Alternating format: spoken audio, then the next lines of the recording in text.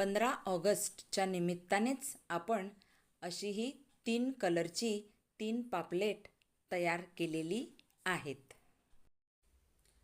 Hello everyone, yummy recipes चॅनलमध्ये मी आशा आपणा सर्वांचं खूप खूप खूप मनापासून स्वागत करत आहे.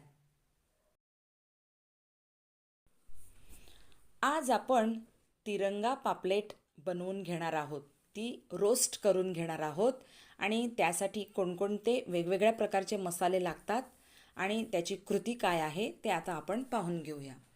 तर सर्वप्रथम माझ्याकडे ही पापलेटं जी आहेत ती मी कापून घेत आहे.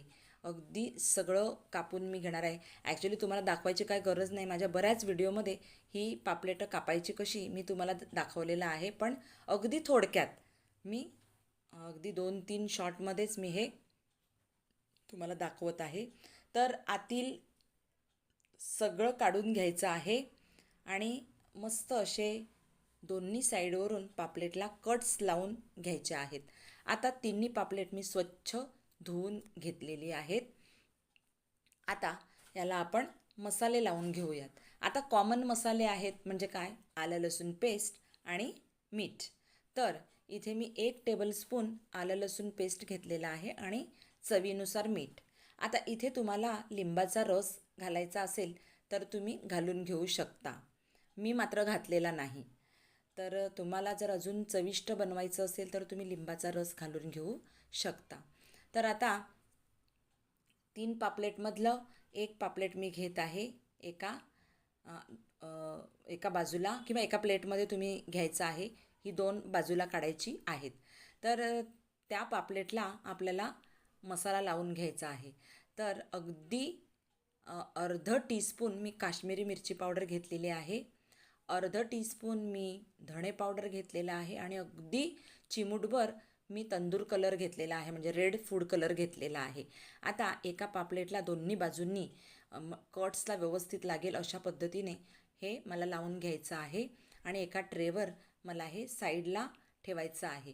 आता मी हे साईडला ठेवते. लगेचच दुसऱ्या प्लेटमध्ये मी दुसरं पापलेट घेत आहे आणि त्याला आपल्याला हिरवा मसाला लावून घ्यायचा आहे. म्हणजे काय, 1 टीस्पून हिरवी मिरची आणि कोथिंबीरची पेस्ट, अर्धा टीस्पून मी जिरं पावडर घेतला आहे आणि मगाच्यासारखाच अगदी 1 चिमूटभर हिरवा फूड कलर मी घालून घेत आहे आणि दोन्ही साईडने अगदी त्या कट्सला लागेल अशा पद्धतीने मी छान हे याला लावून घेत आहे. आता तीसुद्धा मी प्लेट बाजूला ठेवलेली आहे आणि हे असंच्या असं ठेवायचं आहे. याला कुठल्याच प्रकारचा मसाला लावून घ्यायचा नाही. आता मी हे थोडंसं मॅरिनेट करून घेतलेलं आहे. अगदी 2-1 तासासाठी मी मॅरिनेट केलेलं आहे. मॅरिनेट करून झाल्याच्या नंतर फॉईल पेपर घेऊन त्यात मी हे लाल कलरचं पापलेट व्यवस्थित बांधून घेतलेलं आहे.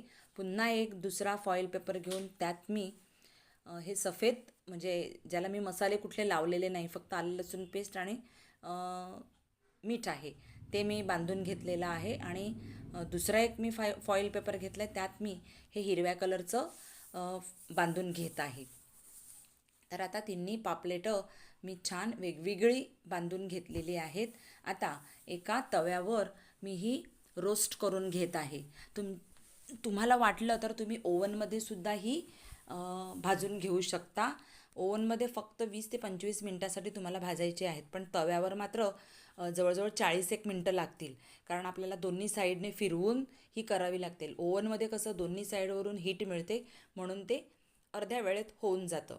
पण काय आहे, सगळ्यांच्याचकडे ओव्हन नसतं, म्हणून मग तुम्हाला दाखवण्यासाठी मी ही गॅसवर अशा प्रकारे तव्यावर भाजून घेत आहे. लो फ्लेमवर आपल्याला ही भाजून घ्यायची आहेत.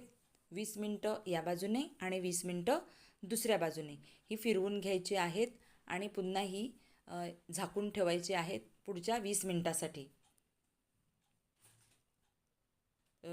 पापलेट खूप मोठी नाहीत, अगदी मीडियम साईजचे आहेत, म्हणून खूप जास्त वेळ लागत नाही. अगदी दोन्ही साईडवरून टोटल 40 मिनटं आपल्याला लागतील. 20 मिनटं या बाजूने, 20 मिनटं त्या बाजूने.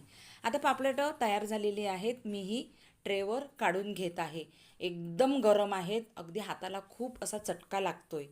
तर ही तिन्ही पापलेटं मी एका ट्रेवर काढून घेत आहे आणि थोडंसं हलकंसं थंड होईपर्यंत मी थांबत आहे. आता मी अगदी थोडंसं हलकशी ही थंड झालेली आहेत. थंड म्हणजे खूप थंड नाही, पण ओके. तर चटका मला लागतोच आहे. तर मी ही उघडून बघते. वाह! किती सुंदर आपली पापलेटं तयार झालेली आहेत. एकसुद्धा तेलाचा थेंब मी इथे वापरलेला नाही. ग्रीससुद्धा मी तेलाने केलं नाही. अगदी शून्य तेल वापरून आपण ही पापलेटं भाजलेली आहेत. आता मी सगळी उघडून पाहिलेली आहेत आणि सगळी अगदी मस्त अशी भाजून झालेली आहे. आता तुम्हाला हवं तर ही पापलेटं तुम्ही केळीच्या पानात सुद्धा भाजून घेऊ शकता. ॲक्च्युली केळीच्या पानातच भाजायची असतात ही ही फॉईल पेपरमध्ये भाजायची नसतात. आपल्या शरीराला थोडंसं घातक असतं म्हणून ही आपण केळीच्या पानातच भाजायची असतात. पण माझ्याकडे केळीची पानं नाही आहेत अवेलेबल, म्हणून मी ही आज तुम्हाला ॲल्युमिनियम फॉईलमध्ये मी दाखवलेली आहेत. आता सगळीच मी ही काढून घेत आहे आणि एका ट्रेवर छान अशी डिश आऊट करून घेत आहे. तुम्ही पाहू शकता ग्रीनसुद्धा किती सुंदर झालेला आहे. वाव! आणि कलरसुद्धा किती छान आला आहे. तर आता मी एक मी हे काढून घेत आहे. खूप गरम आहेत, गरमागरम आहेत, म्हणून मी स्पॅच्युलाच्या सहाय्याने, उलथळाच्या सहाय्याने मी हे काढून घेत आहे. आणि आता मी कांदा, गोल गोल कांदा मी कापून घेतलेला आहे. कांद्याच्या रिंग्स मी ह्याच्यावर टाकून घेत आहे. तुम्हाला हवं तर तुम्ही कोथिंबीरच्या पानांनीसुद्धा गार्निश करून घेऊ शकता. मी इथे कांद्याच्या रिंग्सने थोडंसं गार्निश करून घेत आहे. अतिशय सुंदर आणि चवीला भन्नाट. आणि खरंच जसे हे वेगवेगळे कलर्स आहेत ना, तशीच ही या पापलेटची टेस्ट वेगवेगळी लागते.